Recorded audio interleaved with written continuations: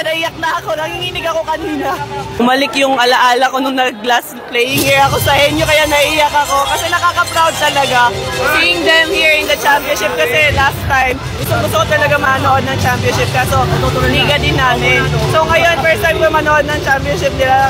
Tapos, alam mo yun, yung kahapon, nag-training ako sa kanila. Nararamdaman ko yung mga pagod nila, yung talagang gusto nilang mag-champion. So, hugging Eliza, naramdaman ko yung, alam mo yung pagod na worth it yung lahat ng pinaghirapan nila. Ngayon parang yung championship mo na rin siya. Yes, of course!